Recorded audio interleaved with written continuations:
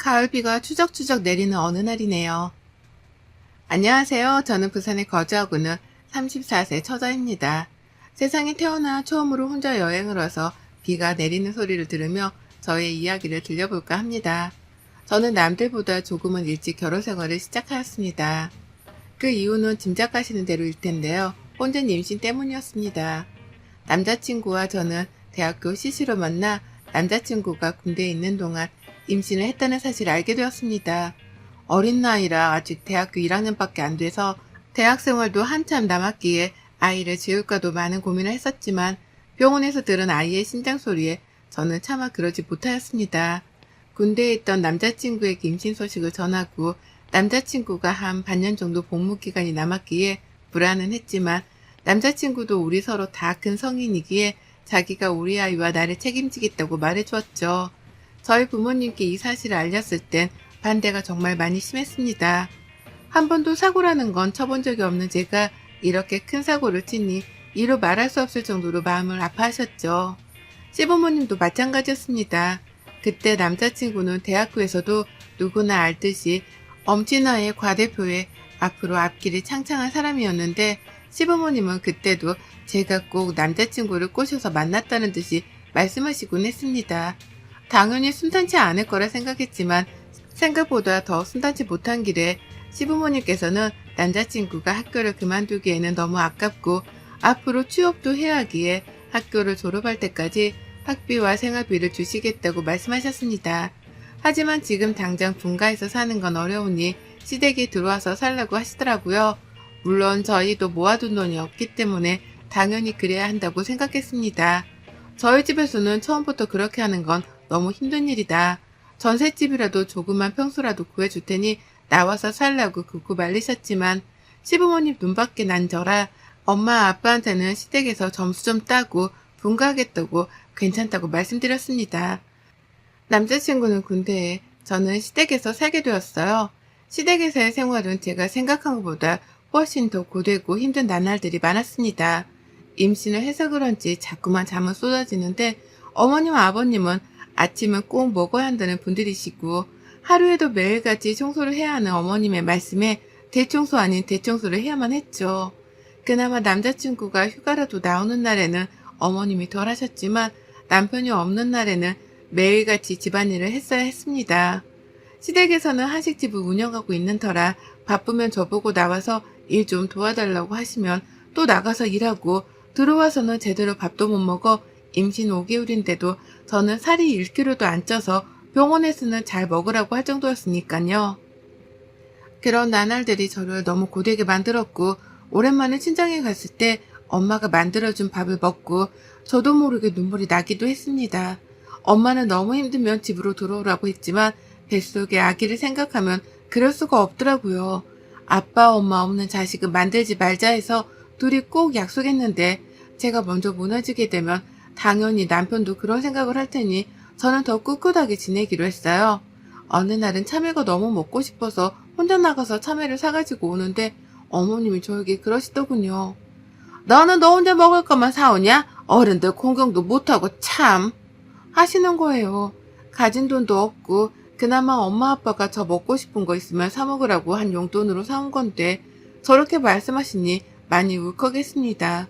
방에 들어와서 시댁 식구들이 다 자고 난 뒤 혼자 쭈그려 앉아 참외를 깎아먹는 제 모습이 어찌나 서러웠던지 그래도 아이를 생각해서 정말 많이 참고 또 참았습니다.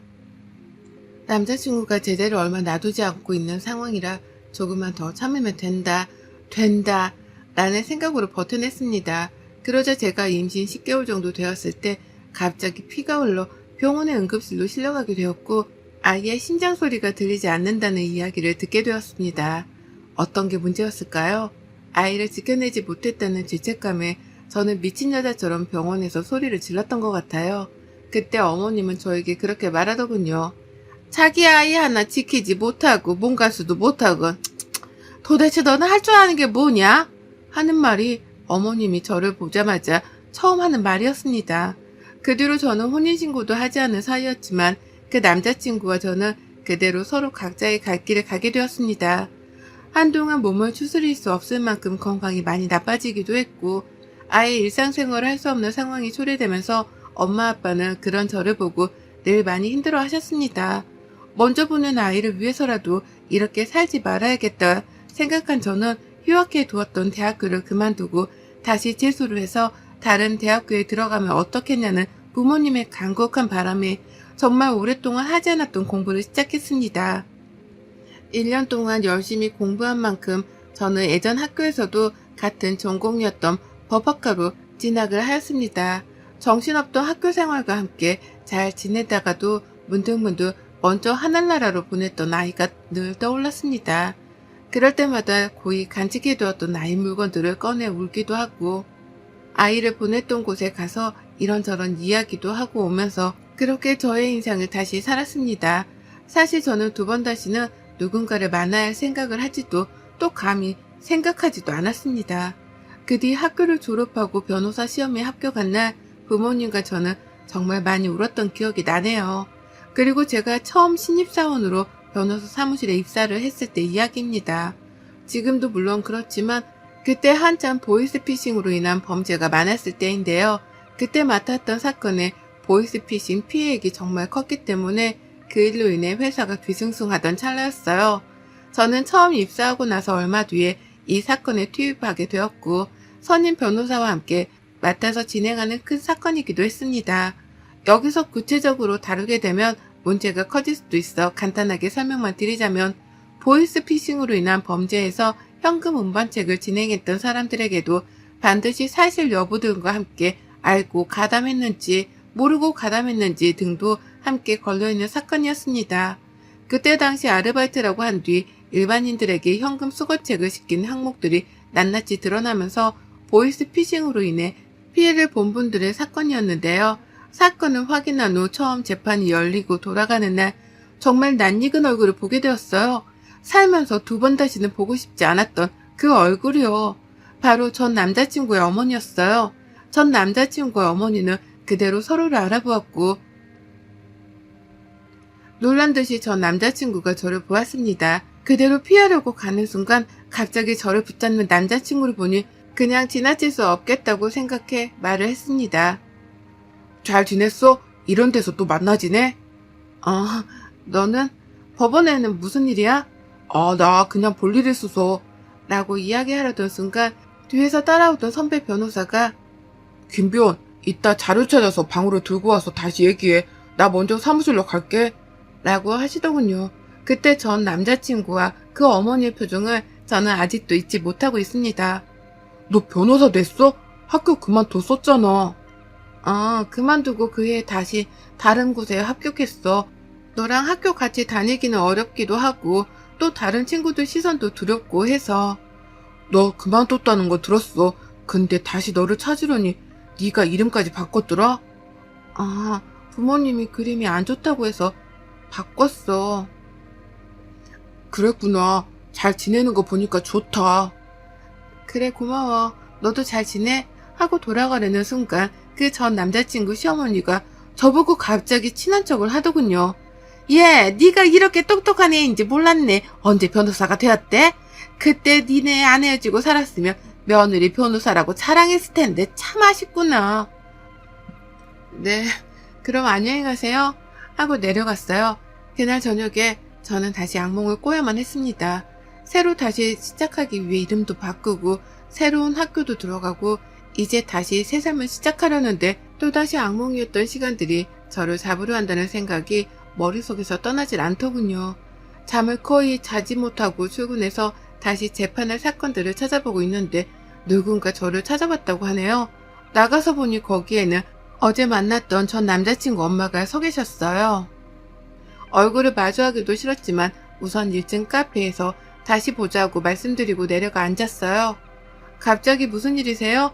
제가 일하는 곳은 어떻게 하셨어요? 뭐 알려면 다 알지. 잘 지냈니? 네, 근데 무슨 일이세요? 이렇게 서로 길게 대화할 사이는 저희가 아니잖아요. 옛날 시어머니 며느리 관계에서 너는 뭘 일이 빡빡하게 구니? 그때 결혼도 하지 않았던 사이인데 시어머니와 며느리라는 말은 좀 불쾌하네요. 그리고 오래된 이야기 꺼내지 마세요. 벌써 다 지난 일인데요. 변호사면 너 돈 좀 많이 벌겠다. 우리 아들은 그 뒤로 학교 그만두고 참 힘들어했는데 너는 이렇게 잘된 모습 보니까 배가 참 아프더라고. 그래서 너한테 위자료라도 좀 받아야겠다 싶어서. 너 우리 집에서 먹고 자고 할 때 생활비 한 푼 안 보탰잖니. 그때 얼마나 돈이 많이 들어갔는데. 지금 무슨 말이세요? 제가 거기 들어가 살겠다고 안 했잖아요. 저보고 생활비랑 동영이가 졸업할 때까지 다 해주신다고 들어와서만 살라고 해서 들어간 건데 지금 와서 뭐? 위자료를 말씀하세요? 너무 뻔뻔하다는 생각이 안 드세요? 뭐가 뻔뻔하니? 너는 번듯하게 변호사 돼서 잘 사는데 우리 통영이는 너 때문에 군대 다녀와서 너무 힘들어서 인생이 다 망가졌는데 너만 잘 사는 모습 봐서 되겠니? 너는 하늘에 간 너 얘기한테 부끄럽지도 않아? 지금 어디서 저희 아이를 들먹이세요? 어쨌든 나 지금 너한테 다 얘기했고 이번호로 연락 줬으면 좋겠다. 돈 준비되면. 그리고 네가 지금 위자료 안 주면 너네 회사에 너 과거에 결혼하고 유산까지 해서 이혼한 이야기 다 퍼뜨려줄까? 우리 아들 인생 망치고 너만 잘 살 수는 없지. 너도 과거에는 애 엄마였잖아. 하고 뻔뻔하게 자기 연락처를 두고 나갔습니다. 저는 더 이상 이렇게는 안 될 것 같아 예전에 학교에 다니던 같은 과였던 친구에게 오랜만에 연락을 했어요. 지혜야, 나야, 잘 지냈어? 어머, 미네야. 너 미네구나. 정말 이게 얼마만이야? 연락 못해서 미안해. 정말 미안한데 혹시 너 동영이 연락처 아니? 다른 친구들한테는 나 연락 온 거 미안한데 말하지 않았으면 좋겠어. 그래도 너랑 가장 친했어서 내가 너한테 연락한 거야. 동영이 연락처를 알아야 하는데 내가 몰라서. 알지, 알려줄게. 근데 무슨 일 있어? 그냥 동영이랑 좀 이야기할 게 있어서. 동영이 학교도 그만두고 그랬다면서 나는 몰랐어. 그 뒤로 잊고 살았어서. 동영이 너 그만두고 제대하고 나서 휴학했다가 그 뒤로 자퇴했다고 하더라고. 동영이 친했던 친구들 얘기 들어보면 몇 달 동안은 제정신도 아닌 채로 살았다고 하더라. 그래도 너는 알고 있을 줄 알았는데 아니었나 보네. 너는 잘 지내는 거지? 애들이 다 너 소식 궁금해했어. 나는 잘 지내지. 잘 지냈어. 그냥 다시 학교 복학하기가 그렇더라고. 미네야, 나는 사실 너 법원에서 몇 번 본 적 있어. 너 변호사 되어 있더라? 나는 너 변호사 될 줄 알았어. 우리 과에서도 네가 탑이었잖아, 동영이랑. 근데 네가 모른 척하고 싶을 것 같아서 말 안 하고 그냥 지나쳐 갔었지. 멋있더라 너. 그랬구나. 미안해. 앞으로 종종 연락하고 지내자. 그 후 저는 전 남자친구에게 전화를 걸어 만나자고 했고 정말 오랜만에 만나는 만남에 저는 참 많이 불편했습니다. 잘 지내냐는 서로의 안부와 함께 저는 날선 말투로 대화를 이어나갔어요. 동영아, 너희 엄마가 나를 찾아봤어. 위자료 달라고 하시는데 이런 말을 내가 왜 듣고 있어야 하는지 모르겠어. 내가 네 군대 가 있던 시간 동안 너네 집에서 살길 바라신 건 너희 엄마였잖아. 근데 이제 와서 그 생활비야 내가 너를 망쳤다며 위자료를 달라고 하시는데 이게 말이 된다고 생각해 너는?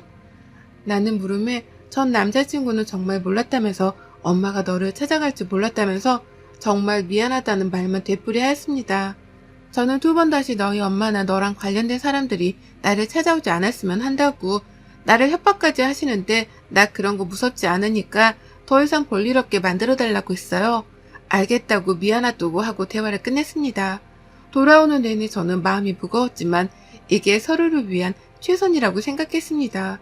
그 뒤로 잠잠해 저는 전 남자친구에게 내 말을 알아듣게 잘 이야기했구나 싶어서 다시 제 일상을 살아갈 때 저희 회사 게시판에 올라온 글에 회사 동료들과 결국 회사 대표님이 저를 부르시더군요. 미네씨, 지금 회사 게시판 봤어? 자기 전 시어머니라고 하는 분이 자기가 어렸을 땐 어떤 사람이었고 지금은 어떻게 한다고 올려놓았더라고. 내가 우선 더 보기 전에 글을 비공개 처리하긴 했지만 이게 어떻게 된 일이야? 라는 대표님 말에 저는 지금까지 있었던 일을 모두 다 털어놓았습니다. 대표님은 오히려 저에게 정말 힘들었겠다며 위로를 건네주셨고 이 일은 자기 손에서 삭제할 테니 걱정하지 말라고 해주셨습니다. 회사 동료들도 그런 일이 있었는지 정말 몰랐다면서 저를 위로해 주었습니다. 하지만 저는 마지막까지 이렇게 한 걸 용서할 수 없었으며 명예훼손으로 전 남자친구 어머니를 고소했습니다.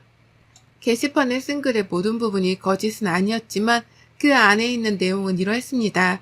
자기가 며느리에게 잘 해주려고 노력했지만 제가 늘 밖으로 다른 남자들을 만나고 다니며 임신했는데도 불구하고 매일 늦게 들어오거나 심지어는 술까지 마셨다는 내용들까지 적어 놓으셨더라고요. 이런 이야기는 분명 명예훼손에 속하기 때문에 명예훼손은 구체적인 사실, 허위의 사실을 타인에게 적시하여 손해를 끼치는 행위로서 사실 적시 2년 이하 징역 500만 원 이하 벌금, 허위 사실은 5년 이하 징역 1천만 원 이하 벌금형이 처할 수 있습니다. 저는 고소장을 보냈고 그 고소장을 보고는 저에게 득달같이 달려오셨더라고요. 저는 아직 신입사원이라 대표님께 정중하게 사과를 드리고 어머니라고도 부르고 싶지 않은 사람에게 이야기를 했습니다.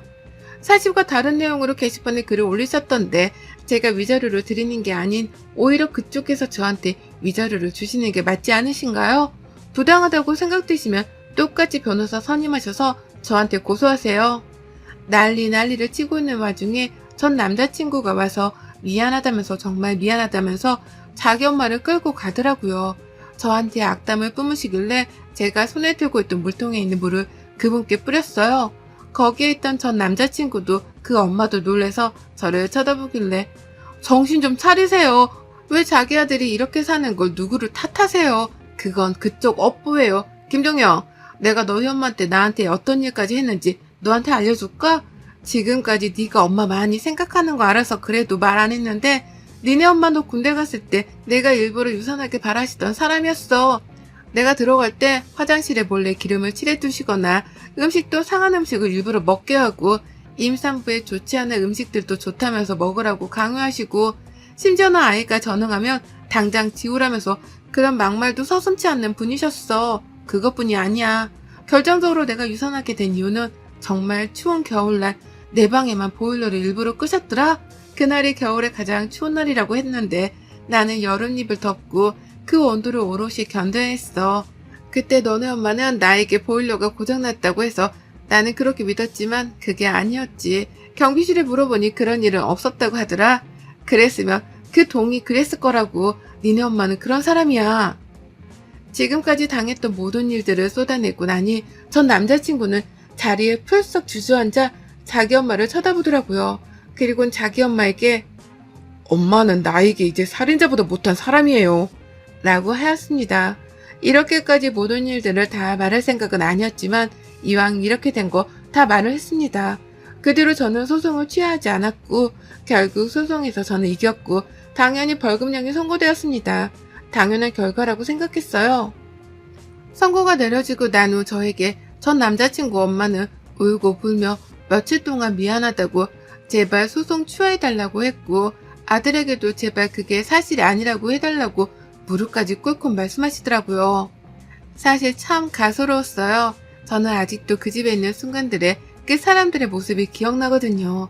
저를 보던 눈빛, 제가 힘들어했을 때마다 좋아하는 눈빛, 저를 어떻게 해야 골탕 먹일 수 있을까 하는 눈빛들이요.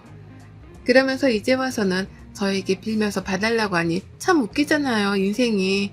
자기는 아들밖에 없는데 걔가 자기를 돌아서면 자기는 어떻게 사냐고 울고 불며 집까지 찾아와 이야기하길래 제가 딱 한마디 했어요. 자기 아들 소중한 줄 아셨으면 저희 아이한테도 그러셨어야죠. 그래도 동영이는 죽지 않고 살아있잖아요. 저희 아이는 이제 만나고 싶어도 만날 수가 없어요. 그러니 지금 그런 눈물은 사치인 것 같네요. 오랫동안 쌓여있던 묵은 채증이 내려가는 기분이었어요. 동영이는 그 뒤에 저를 찾아왔습니다. 저에게 찾아와서 건네는 상자에는 저희 아기의 이름과 배냇저고리, 제가 처음 걔한테 준 임신 테스트기가 들어있었어요.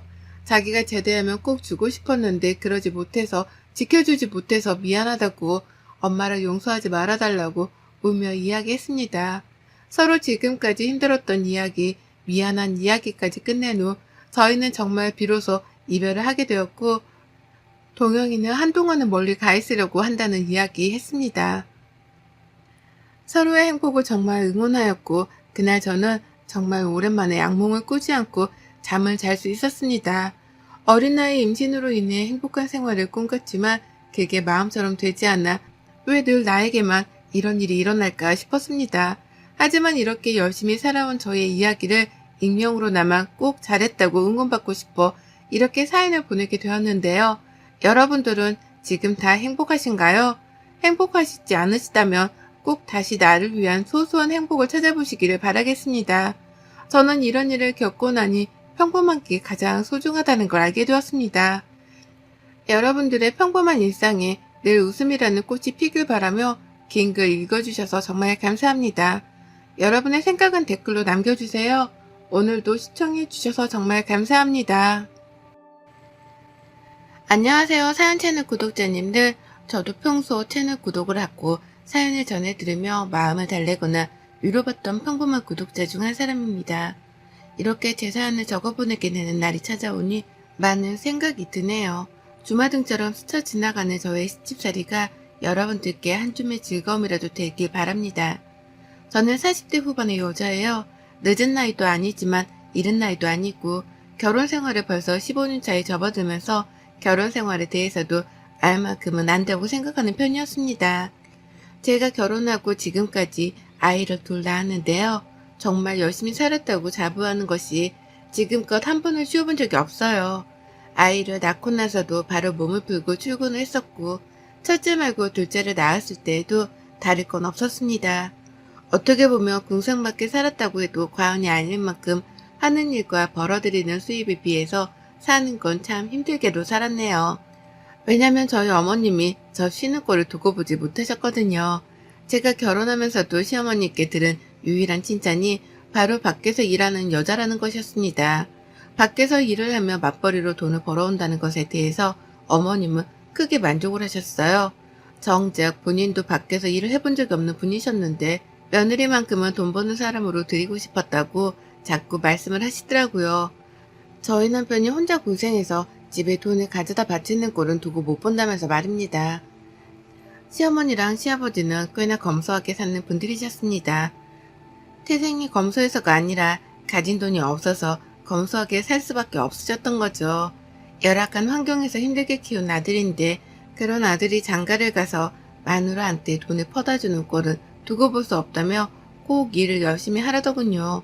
결혼식장에 들어가서 시어머니로부터 덕담을 듣는 그 타이밍에도 어머님께서는 일도 열심히 오래오래 하고 라는 말을 가장 첫마디로 들었답니다. 결혼식 날에도 일타령을 하는 분이셨는데 평소에는 오죽하셨을까요? 평소 어머님과 나누는 대화라고는 일을 하는 것, 그리고 그렇게 일을 해서 얼마나 버는지에 대한 것들 뿐이었습니다. 승진을 할 때가 되었는데 아직 소식이 없냐는 말을 해가며 평소에는 안 하던 안부 연락을 먼저 하는 경우도 많았고요. 승진이라도 정말 했다고 하면 아주 좋아라며 난리를 떠셨죠. 그러다 급 정색을 하면서 돈을 아끼라고 혼수를 두곤 하셨고요. 이 모든 것들이 주제넘는 어른의 잔소리인 것만 같아서 듣기 싫은 적도 많았습니다.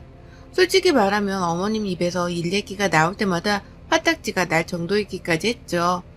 하지만 이런 어머님을 영 이해하지 못하는 건 아니었어요. 제가 시어머니께 다달이 용돈을 보내드리고 있는 장본인이었거든요. 결혼 전까지만 하더라도 여유가 없으시니 검소하게 그리고 큰돈을 만져보지도 못하며 형편대로 사는 줄 알았습니다. 그러니 결혼을 하면서도 그 오래전부터 웬만한 건 제가 절반 이상 지분을 부담했을 정도로 돈을 썼죠.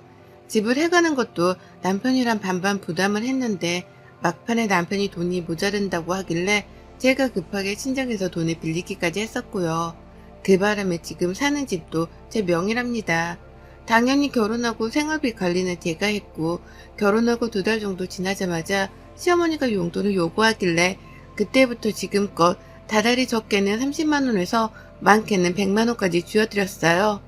평상시에는 적게 보내드리는데 생신이나 특별한 경조사라도 있으면 더 챙겨드릴 수밖에 없었습니다. 어머님이 그걸 원하셨으니까요. 그리고 그때부터였어요. 어머님의 씀씀이가 갈수록 커지기 시작한 게 말이죠. 형편이 좋지 못한 분이니 제가 용돈을 드리면 그걸 최대한 아껴가면서 알뜰하게라도 쓸 줄 알았습니다. 그러니 처음에 용돈을 당당하게 요구하실 적에도 알아서 어련히 잘 쓰려나 싶어서 노획적 거두도 용돈을 드렸죠. 하지만 이게 참 갈수록 부담스럽고 또 화가 나더라고요. 시어머니의 태도를 옆에서 보고 있자니 말입니다. 받는 용돈이 부족하다는 소리도 아낌없이 뱉어내셨고요.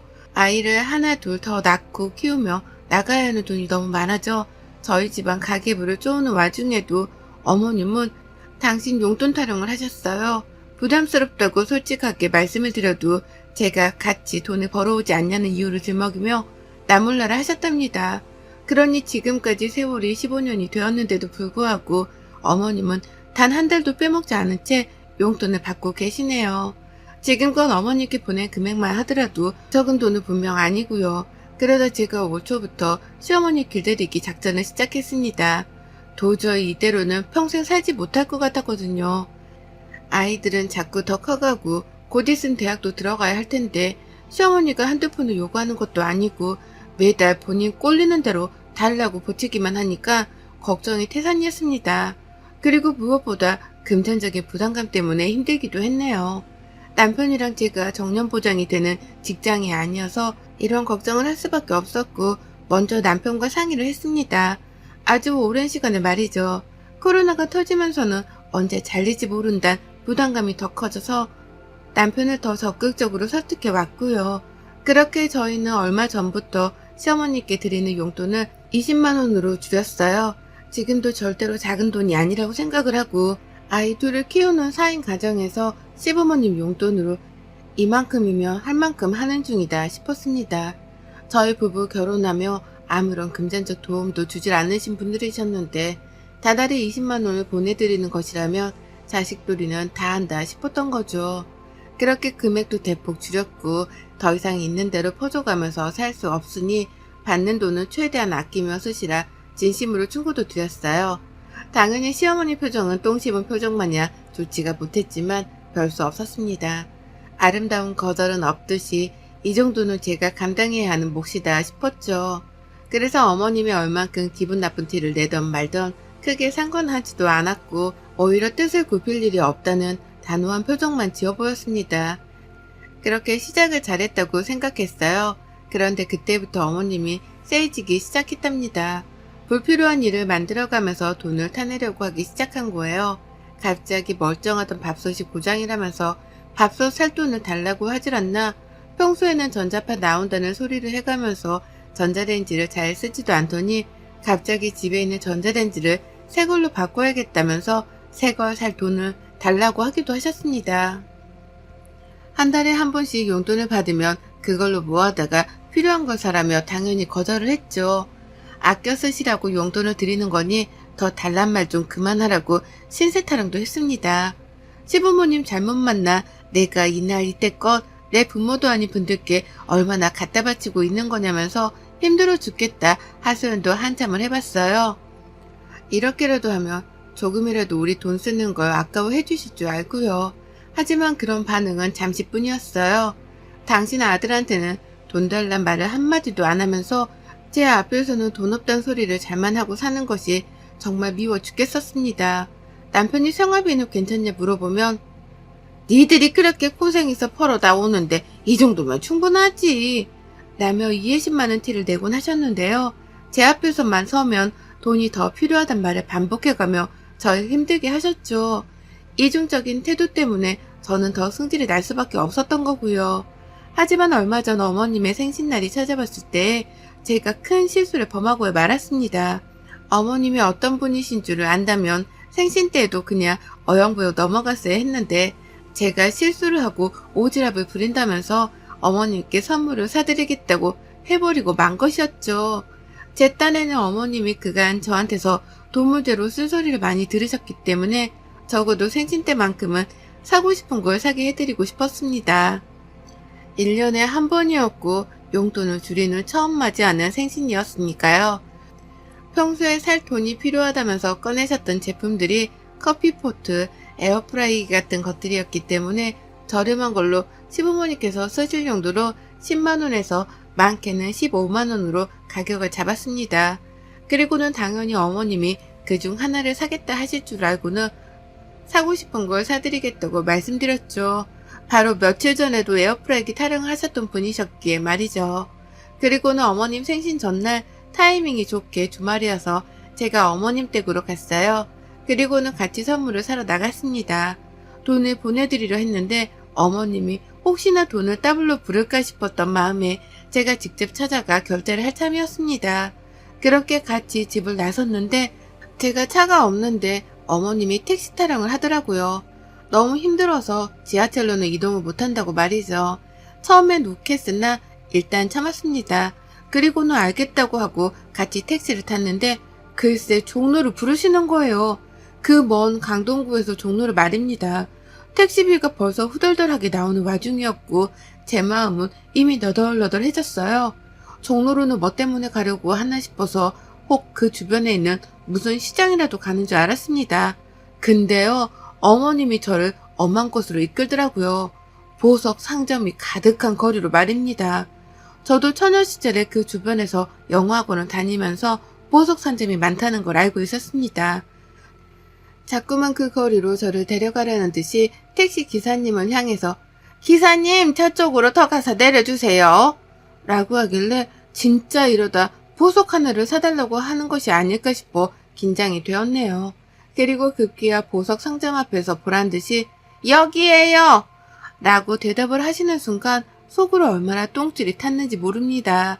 가지고 싶은 걸 사드리겠다고 한 그 말 실수 한마디 때문에 어머님이 나를 보석 상점으로까지 이끄셨구나 싶어 뒷골이 부진장 땡겼죠. 그리고 그날 저는 당당하게 보석 상점 안으로 들어가서 자신이 집에서 챙겨나온 금을 꺼내드는 시어머니를 지켜만 봤습니다. 어머님은 집에서 챙겨온 아주 조그마한 금반지를 꺼내들더니 그거랑 다른 금을 같이 녹여서 새로운 반지 하나를 만들어달라 요구하더라고요. 미리 조사라도 해온 건지 저는 뭐가 뭔지 하나도 모르겠는데 어머님은 디자인까지 미리 핸드폰으로 사진까지 찍어뒀던 걸 직원에게 보여주며 주문을 했어요. 순식간에 디자인 상의가 완성이 되었고 저는 그날 무려 109만원어치를 결제하고 말았습니다. 살떨리는 상태로 카드를 내밀었고 6개월치 할부로 결제를 하는데 저도 모르게 제 옆에서 다른 반지를 구경하던 시어머니의 뒤통수를 째려보게 되더라고요. 당연히 부담스러워서 100만 원이요? 라며 거절의 뉘앙스도 대놓고 뱉어냈지만 어머님은 듣질 않으셨고 원하는 거 다 사주겠다더니만 라며 오히려 치사하단 말씀을 하셨어요. 앞에서 직원까지 나서서는 시어머니가 대접을 잘 못 받으시네 어쩌네 하며 어머니 편을 드니까 저는 분위기에 휩쓸려 등신 호구같이 그걸 결제해버리고 만 것이었습니다. 가게를 나오며 바람이 꽤 차가웠거든요. 근데 전 피부보다도 제 심장이 더 차갑게 얼어붙는 것 같았어요. 더욱이 고맙다는 말조차 까먹은 건지 집으로 돌아가는 길조차 당당하게 택시를 잡아타는 어머님을 보며 저는 이를 바득바득 갈았답니다. 내가 지금 호구처럼 잡혀서 시어머니께 돈을 홀라당 뜯겼다는 걸 그제서야 인지했기 때문이었죠. 그간 용돈 좀 더 달라고 힘들어 죽겠다는 소리를 하셔도 잘 버텨가면서 20만 원씩만 쥐어드리고 있었는데 이렇게 허무하게 돈 100만 원을 긁어버렸다니 저 스스로가 너무 한심하고 바보 같아서 수치심까지 밀려 들어오는데 이걸 해결할 방도는 딱 하나뿐이더라고요. 바로 시어머니께 당한 만큼 똑같이 갚아주는 것이었습니다. 제가 할 수 있는 건 그것뿐이었어요. 그래서 계획을 세우고 실행에 옮겼죠. 무슨 코미디 한 편 찍는 것 마냥 시어머니를 상대로 제 딴엔 피해 복수를 감행했습니다. 100만 원의 보석값을 결제해드린 후 저는 이전과는 달리 아주 살갑도록 시어머니께 연락을 취했어요. 보석을 사드렸는데 어머님이 너무 좋아하던 모습을 보니 죄송한 마음이 컸다면서 앞으로는 어머님께서 필요하신 게 있으면 제가 좀 더 제 지갑을 열어서라도 쓰고 베풀며 살겠다 개소리를 시전했죠. 한마디로 마음에도 없는 말이었는데 입에 버터를 발라가면서까지 시어머니께 아부를 떨었던 겁니다. 하지도 않던 아침 인사 전화를 하질 않나, 돈도 필요한 건 없는지 남은 용돈을 묻질 않나, 어머니 입장에서는 제가 갑자기 왜 이러나 싶어서 정신이 나간 줄 아셨을 거예요. 하지만 제가 다른 것도 아니고 돈이 더 필요하지 않냐면서 안부 연락을 해오니 어머님도 싫진 않으셨는지 매번 장황하게 대화를 나눠가면서 꼭 마지막엔 돈이 모자란다 소리 덧붙이셨어요. 그리고 전 침묵을 쌌던 중 어머님께 밥을 사달라 했죠. 용돈을 올릴지 말지에 대해서 생활비 내역도 따져보고 어머님이 뭘 더 필요로 하시는지에 대해서 들어보며 서로 많은 대화를 나눠보자면서요.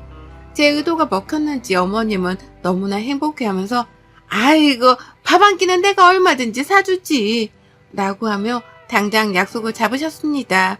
그리고 저는 그날 바로 먹고 싶었던 식당이 있었다며 시어머니 집 근처 고깃집을 예약했죠.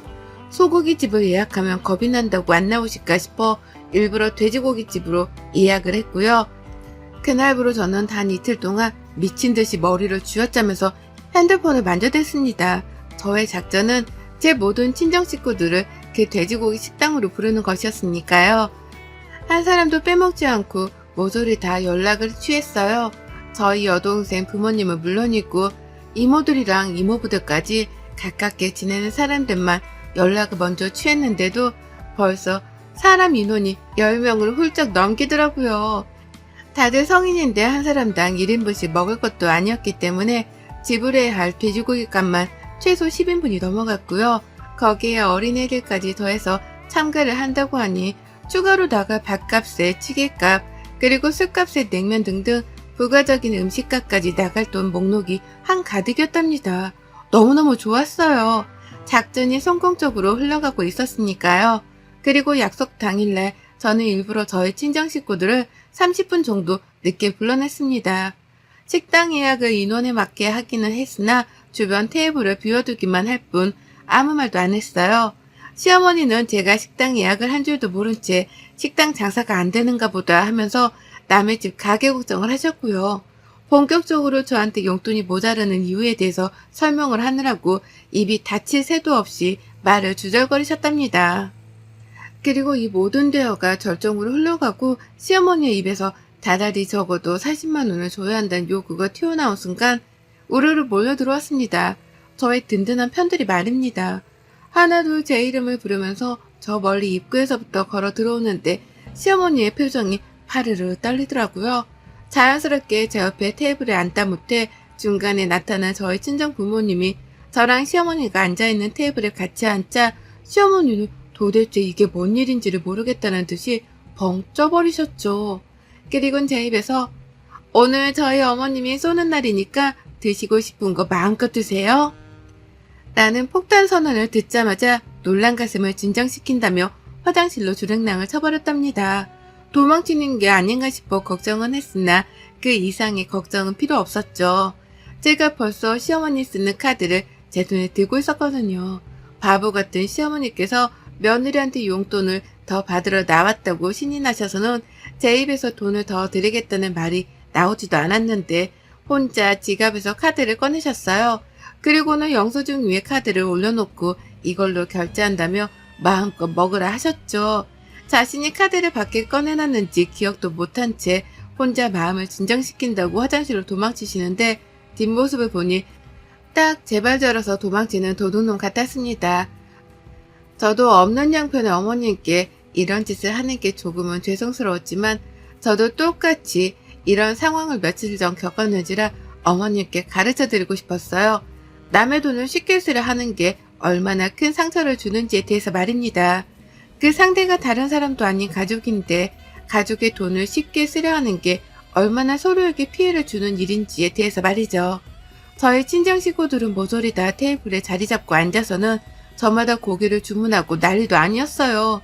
직원 3명이 갑자기 붙어나와 주문을 받을 정도로 갑자기 가게가 인산인해를 이뤘고 시어머니는 모두가 주문을 마칠 때쯤에 화장실에서 기어 나오더라고요. 그리고는 곧장 저를 밖으로 불러내셨습니다. 표정이 흡사 화장실 안에서 대성통곡을 하기라도 한 듯이 얼어붙어 있더라고요. 무슨 말을 꺼내려나 싶어 아주 호기심 가득한 표정으로 시어머니를 따라 가게 밖을 나섰는데요. 어머님이 자기 카드를 찾더라고요. 내가 아까 꺼낸 거 있잖아. 그거 돌려줘. 내 카드 돌려달라고. 라고 하며 화를 내 저도 물었습니다. 아니, 저 먹고 싶은 대로 사주신다면서요. 그래서 친정 식구들까지 불러 다 같이 기분 좋게 나눠 먹자고 한 건데 뭐 문제 있나요? 라고요. 어머님은 속이 답답한지 자신의 가슴을 쳐가면서 따졌어요. 아니, 내가 언제 네 친정 식구들을 사준다고 했냐. 내가 너 사주겠다고 부른 건데 네 식구들까지 우르르 데려오면 어떡해.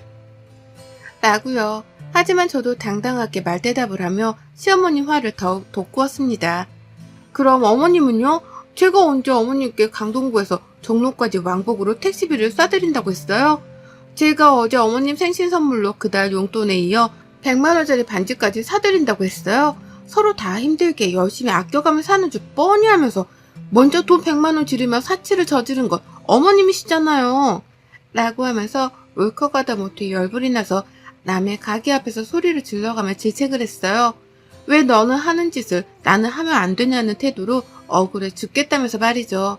카드는 못 돌려주고 약속하신 대로 밥 사주라는 말을 남기고 식당으로 들어왔습니다. 어디 한번 억울하면 따라 들어와 따져 묻기라도 하란 자세로 말입니다. 하지만 어머님은 절대로 식당 안에 들어오지 못하셨답니다. 저희 친정 식구들이 득실득실한 그 식당 안으로 절대 한 발자국도 들어오지 못하셨어요. 제가 본인의 카드로 고깃값을 결제하는 꼴을 밖에서 손 놓고 지켜볼 수밖에 없으셨던 거죠. 그리고 전 저희 친정 식구들과 함께 시어머니 욕을 신랄하게 까면서 그날 돼지고기집에서 무려 130만 원을 결제했답니다. 결제를 하자마자 문자가 어머니께로 날아간 건지 어머님이 저한테 직접 문자를 보내오셨어요. 자기 카드를 들고 와달라고 하더라고요. 더 쓰지 말고 그대로 곧장 집으로 갖다 놔주라고 말입니다. 하지만 저는 경비가 아까우니 필요하면 어머님이 들고 가시라는 말을 남긴 채 곧장 어머님 카드를 저희 집으로 가지고 갔답니다. 이렇게 저는 시어머니가 한 것처럼 똑같이 20만 원이 좀 더 넘는 금액을 더 써가면서 시어머니께 같은 방식으로 복수를 해냈고 성공적으로 끝이 났답니다. 저희 어머님은 100만 원 긁은 거 가지고서 130만 원으로 갚아내는 저의 능력에 감탄과 두려움을 느낀 건지 그날부로 쭉 자신의 용돈에 대해 입을 아끼셨습니다. 당장 20만 원이라도 받고 있는 것에 만족을 해야 한다는 걸 이제서야 깨우친 것이었죠. 그 덕에 저도 시어머니한테 더는 돈 빨려나갈 걱정을 잠시라도 접어둘 수 있게 되었답니다. 정말 지긋지긋했는데 이제서야 시어머니의 그 입을 다물게 해드릴 수 있게 되었네요. 더는 어머님이 멀쩡한 가전제품을 새로 사야겠다 하면서 주접다는 연락도 하지도 않고 계시고요. 저한테 함부로 돈을 달라 했다간 그 배로 자신의 돈을 써야 할지 모른다는 부담감 때문인 건지 시어머니는 결혼 이래 최초이자 가장 오래도록 저에게로부터 멀리 거리를 두고 계시답니다. 어색했던 결혼 초에도 용돈 달라는 문제로는 꼭 주기적인 연락을 먼저 하셨는데요.